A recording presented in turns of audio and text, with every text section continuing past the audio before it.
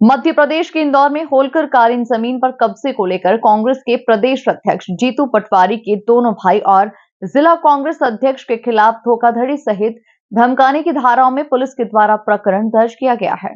जानकारी देते हुए एडिशनल डीसीपी आलोक शर्मा द्वारा बताया गया कि तेजाजी नगर थाने पर 75 वर्षीय बुजुर्ग नरेंद्र मेहता द्वारा शिकायत की गई थी कि उनकी 6.33 एकड़ जमीन जो उमरी खेड़ा के ग्रामीण क्षेत्र में है उस पर जोर जबरदस्ती और धमकाकर कब्जा किया गया है।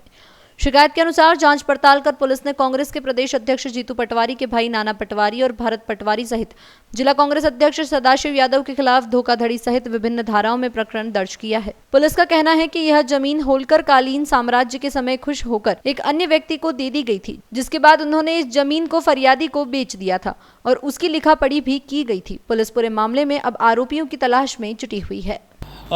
थाना तेजाजी नगर में हमने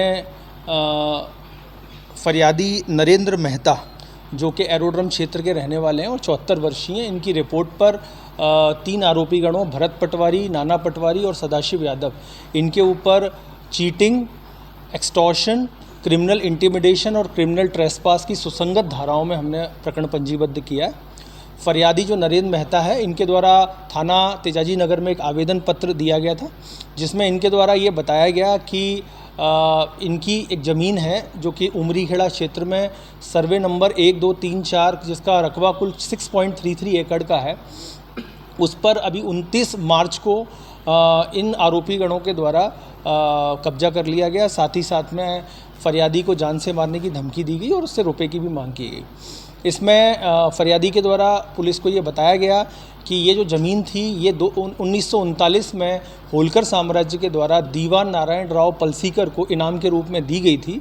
जो ज़मीन दीवान नारायण राव पलसीकर के द्वारा फरियादी के पिता को विक्रय पत्र के तहत जो है वो विक्रय विधिवत रूप से विक्रय करी थी और जिसके बाद वो फरियादी का कब्जा इस ज़मीन पर अनवरत रूप से चला आ रहा था।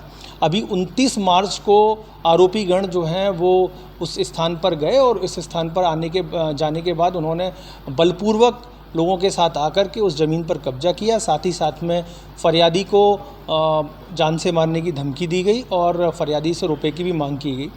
तो इस फरियादी की इस आवेदन पत्र की जांच थाना तेजाजी नगर ने करी और जांच के बाद हमने इसमें आईपीसी की धारा 318(4), 329(3), इसके अलावा 351, 35 बीएनएस के तहत सुसंगत धाराओं में प्रकरण पंजीबद्ध करके विवेचना में लिया। धोखाधड़ी की धारा भी इसमें? जी हाँ, इसमें 318(4) जो है वो चीटिंग से संबंधित। सर, ये नाम कौन कौन आरोपी इसमें? इसमें 3 आरोपी हैं, जिनमें नाना पटवारी, भरत पटवारी और सदाशिव यादव, ये आरोपी गणों के नाम।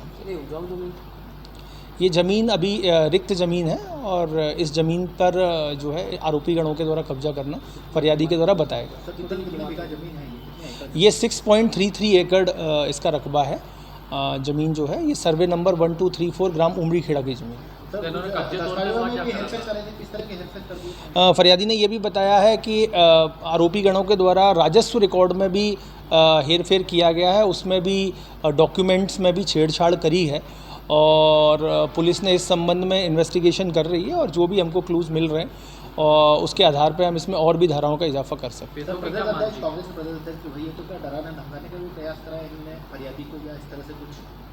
इसमें पुलिस के द्वारा फरियादी के बताने पर इसमें क्रिमिनल इंटिमिडेशन का यानी अपराधी को धमकाना, साथ ही साथ में एक्सटॉर्शन, उससे पैसे की मांग करना, ये भी धाराएं उसमें जोड़ी गई। हाँ, आरोपी गणों की अभी हम लोग तलाश कर रहे हैं और इसके बाद इसमें जो भी विधि संगत कार्रवाई इन्वेस्टिगेशन के तहत अपेक्षित होगी वो हम ज़रूर करेंगे। अभी संख्या के संबंध में हम जानकारी नहीं दे सकते, लेकिन कुल मिला के ये है कि इससे पैसे की डिमांड की गई थी, ऐसा आरोपी गण के द्वारा बताया।